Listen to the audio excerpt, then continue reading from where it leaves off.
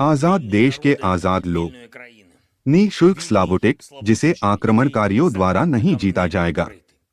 आज हम सब आपकी सड़कों पर, आपके विरोध में आपके साथ थे, और हम सब ने मिलकर आक्रमणकारियों से एक बात कही, जब तक आप चल सकते हैं तब तक घर जाओ। रूसी आक्रमणकारियों ने स्लावोतिक में प्रवेश किया और हमारे राज्य के दक्षिण में और हमारे देश के पूर्व में उसी तरह की प्रतिक्रिया के साथ मुलाकात की। यूक्रेन स्वतंत्र रूप से जीने की अपनी इच्छा में एकजुट है। यूक्रेन अपने स्वयं के सपनों के लिए स्वतंत्र रूप से जीना चाहता है, न कि अन्य लोगों की बीमार कल्पनाओं के लिए। यूक्रेन के लिए हमारे संघर्ष के हर दिन, हमारे राज्य के लिए सभी क्षेत्रों में हमारे प्रतिरोध की हर अभिव्यक्ति जहां आक्रमणकारी आए थे, यह साबित करता है कि यूक्रेन अपने पूरे क्षेत्र में ऐतिहासिक जड़ों और नैतिक नींव वाला एक पूर्ण राज्य है। आक्रमणकारी कुछ भी कर सकते हैं, लेकिन यह उनकी मदद नहीं करेगा। हमारे टेलीविजन को बंद करना और मॉस्को टीवी प्रस्तुतकर्ताओं का कनेक्शन प्रचार के साथ पत्रक रूबल का वितरण, जो रूस में जल्द ही वजन बढ़ाएगा, लेकिन अंकित मूल्य पर नहीं। यह सीमांत लोगों को रिश्वत देने में भी मदद नहीं करेगा, जिन्हें आक्रमणकारी सभी डंपों में कथित रूप से रूसी समर्थक सरकार को चित्रित करने के लिए देख रहे हैं। रूसी सैनिकों का केवल एक ही जवाब होगा, घृणा और अवमानना, और यूक्रेन के हमारे सशस्त्र बल अनिवार्य रूप से आएंगे। यही कारण है कि सामान्य यूक्रेनी किसान हमारी जमीन पर गिरने वाले रूसी विमानों के पायलटों को बंदी बना लेते हैं। यही कारण है कि हमारे ट्रैक्टर सैनिक यूक्रेनी किसान खेतों से रूसी उपकरण लेते हैं और इसे यूक्रेन के हमारे सशस्त्र बलों को देते हैं, जिसमें नवीनतम मॉडल शामिल हैं, जिन्हें रूस ने गुप्त रखने की कोशिश की है। और अब आक्रमणकारी उन्हें हमारी जमीन पर फेंक रहे हैं और भाग रहे हैं। वे सही काम कर रहे हैं, क्योंकि उनके लिए मरने से बेहतर है कि यहाँ से भाग जाएं। आक्रमणकारियों के लिए बस कोई अन्य विकल्प नहीं है। यूक्रेन में हर कोई एकजुट हो गया है और 1 महीने से अधिक समय से हमारे राज्य की रक्षा के लिए अपनी सारी ऊर्जा समर्पित कर रहा है। साथ में यूक्रेन के सशस्त्र बलों के साथ, हमारे सभी रक्षकों के साथ, हमारे नेशनल गार्ड के साथ। मैं एक बार फिर यूक्रेन के नेशनल गार्ड को उसकी छुट्टी पर बड़े सम्मान के साथ बधाई देना चाहता हूं। आप हमारे राज्य की रक्षा के लिए, यूक्रेनियन की रक्षा के लिए जो कुछ भी करते हैं, उसके लिए मैं तहे दिल से आभारी हूं। जीत के सभी चरणों के लिए धन्यवाद। एक जीत जो आपकी बदौलत संभव हुई।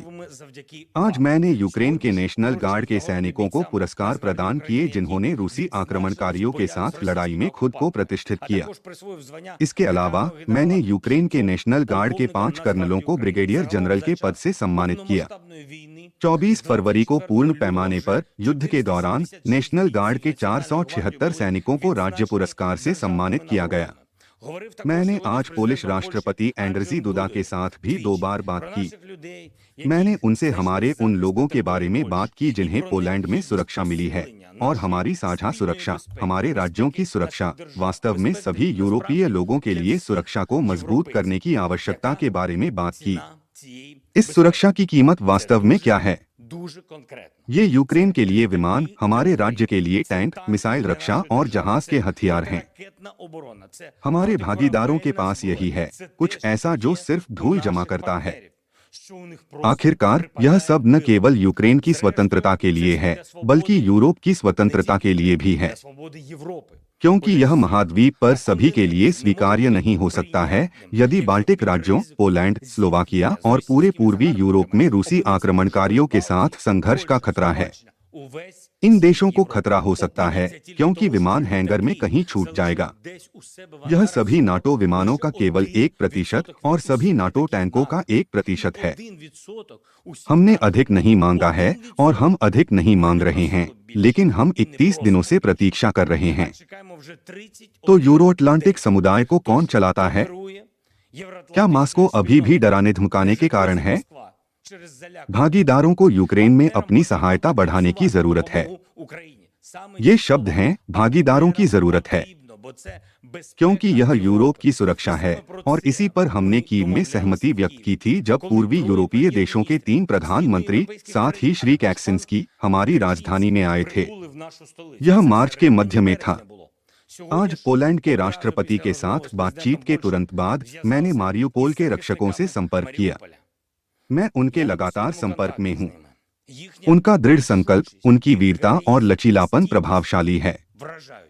मैं उनमें से प्रत्येक का आभारी हूँ। अगर कम से कम 1% ही उन लोगों को हिम्मत देते जो 31 दिनों से सोच रहे हैं 10 या 20 विमानों या टैंकों को कैसे सौंपें। वैसे हमने आज मारियुपोल में अपने सैनिकों के साथ, इस शहर की रक्षा करने वाले अपने नायकों के साथ बात की। हमने उनसे रूसी में बात की क्योंकि यूक्रेन में भाषा की कोई समस्या नहीं है और अब आप रूसी आक्रमणकारी यह समस्या पैदा कर रहे हैं। आप लोगों को खुद रूसी बोलना बंद करने के लिए सब कुछ कर रहे हैं क्योंकि रूसी भाषा आपके साथ, इन विस्फोटों और हत्याओं के साथ आपके अपराधों से जुड़ी होगी। आप हमारे लोगों को निर्वासित करते हैं, आप हमारे शिक्षकों को धमकाते हैं, आप उन्हें अपने प्रचारकों के बाद सब कुछ दोहराने के लिए मजबूर करते हैं। आप हमारे मेयरों और यूक्रेनियन कार्यकर्ताओं को पकड़ रहे हैं। आप कब्जे वाले क्षेत्रों में रूसी बोलने से न डरने की अपील के साथ होर्डिंग लटका रहे हैं। बात करने से डरो मत, लेकिन जरा सोचो इसका क्या मतलब है। जहां रूसी भाषा रोजमर्रा की जिंदगी का हिस्सा थी, साथ ही यूक्रेनी भाषा हमारे राज्य के पूर्व में, और जहां आज आप शांतिपूर्ण शहरों को खंडहर में बदल रहे हैं। रूस खुद हमारे राज्य के क्षेत्र में डीरूसीकरण सुनिश्चित करने के लिए सब कुछ कर रहा है। आप इसे एक पीढ़ी में और हमेशा के लिए करते हैं। यह आपकी आत्महत्या नीति की एक और अभिव्यक्ति है। हमारे प्रतिनिधि, विदेश मंत्री और यूक्रेन के रक्षा मंत्री ने आज पोलैंड में संयुक्त राज्य अमेरिका के सहयोगियों के साथ मुलाकात की। उनके साथ अमेरिकी राष्ट्रपति जो बाइडेन। जैसा कि मुझे सूचित किया गया था, वार्ता विशेष रूप से इन महत्वपूर्ण हितों से संबंधित है जिनका मैंने ऊपर उल्लेख किया है। बातचीत इस बारे में थी कि हमें वास्तव में क्या चाहिए जबकि यह पिंग पोंग जारी है। हमें विमान और अन्य सुरक्षा उपकरण कौन और कैसे देना चाहिए। यूक्रेन रूसी मिसाइलों को शॉटगन से, मशीन गनों से नहीं मार सकता, जिनकी आपूर्ति बहुत अधिक है। पर्याप्त संख्या में टैंक और अन्य बख्तरबंद वाहनों और अनिवार्य विमानों के बिना मारियुपोल को अनब्लॉक नहीं किया जा सकता है। यूक्रेन के सभी रक्षक, मारियुपोल के सभी रक्षक इसके बारे में जानते हैं। नाकाबंदी में मरने वाले हजारों लोग, नागरिक इसके बारे में जानते हैं। यह संयुक्त राज्य अमेरिका में जाना जाता है। सभी यूरोपीय राजनेता इसे जानते हैं। हमने सभी को बताया। पृथ्वी पर लोगों को इसे जल्द से जल्द जानने की जरूरत है। पृथ्वी पर जितने संभव हो उतने लोगों को पता होना चाहिए कि इस त्रासदी को रोकने के लिए कौन और क्यों डरता था, जो केवल एक महत्वपूर्ण निर्णय लेने से डरते थे। बेशक हमने पहले ही एक निश्चित संख्या में रूसी टैंकों को जब्त कर लिया है, जिन्हें रूसी सैन्य कमान भेजने से कभी नहीं थकती है, ताकि हम उन्हें यहाँ जला सकें। लेकिन फिर भी दुनिया के लोग निश्चित रूप से यह नहीं समझ पाएंगे कि क्या यूक्रेन में युद्ध का मैदान हमारे सहयोगियों की तुलना में यूरोप में स्वतंत्रता की रक्षा के लिए टैंकों का बड़ा आपूर्तिकर्ता होगा। यूक्रेन में स्थिति को सुना जाना चाहिए। मैं इस बात पर जोर देना चाहता हूं कि यह सिर्फ हमारी स्थिति नहीं है। यह यूरोप की अधिकांश आबादी, अधिकांश यूरोपीय लोगों की स्थिति है। अगर किसी को विश्वास नहीं है तो दुनिया में मौजूदा चुनावों को न देखें। यदि आप लोगों की स्थिति नहीं सुनना चाहते हैं तो रूसी मिसाइलों के हमलों को सुनें, जो पोलिश सीमा के बहुत करीब हैं। क्या आप रूसी टैंकों की गर्जना का इंतजार कर रहे हैं? मैंने आज बुल्गारिया के प्रधानमंत्री किरिल पेटकोव के साथ रूसी सैनिकों की कार्रवाइयों के कारण हुई मानवीय तबाही और हमारे लोगों को कैसे बचाया जाए के बारे में भी बात की। मैंने आज कतर की राजधानी में दोहा फोरम में भी बात की। यह एक सम्मानजनक सभा है जो न केवल इस्लामी दुनिया के लिए बल्कि कई अन्य राज्यों के लिए भी महत्वपूर्ण है। लैटिन अमेरिका और अफ्रीका ऐसे क्षेत्र हैं जहां रूसी प्रचार का अभी भी बहुत प्रभाव है, लेकिन हम पूरी दुनिया में झूठ के खिलाफ काम करते हैं। रूस को पता होना चाहिए कि सच्चाई चुप नहीं रहेगी और दुनिया का हर देश उस अन्याय की गहराई को महसूस करेगा जो रूस यूक्रेन के खिलाफ और दुनिया को नैतिकता और मानवता के दायरे में रखने वाली हर चीज के खिलाफ कर रहा है। आक्रमणकारियों ने इतिहास के खिलाफ, ऐतिहासिक न्याय के खिलाफ एक और अपराध किया। खार्किव के पास रूसी सैनिकों ने अपनी ब्रांडेड अमानवीय शैली में ड्रोहोबच यार में होलोकॉस्ट मेमोरियल को बदनाम कर दिया। द्वितीय विश्व युद्ध के दौरान नाजियों ने इस जगह पर लगभग 20,000 लोगों को गोली मार दी थी। 80 साल बाद वे दूसरी बार मारे गए और रूस ऐसा कर रहा है।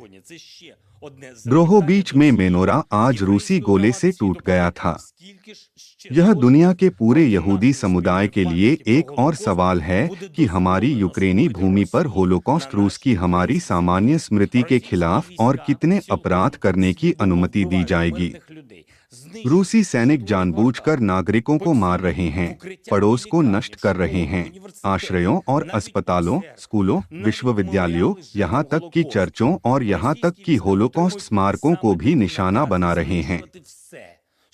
रूसी सैनिकों को ऐसे ही आदेश मिलते हैं हमारे लोगों को हमारी संस्कृति को बनाने वाली हर चीज को नष्ट करने के लिए। 80 साल पहले नाजियों ने यूक्रेन में आक्रमणकारियों की तरह यूरोप को जब्त करने की कोशिश की थी। उन्हें कोई माफ नहीं करेगा। 70 साल पहले की तरह ही जिम्मेदारी होगी।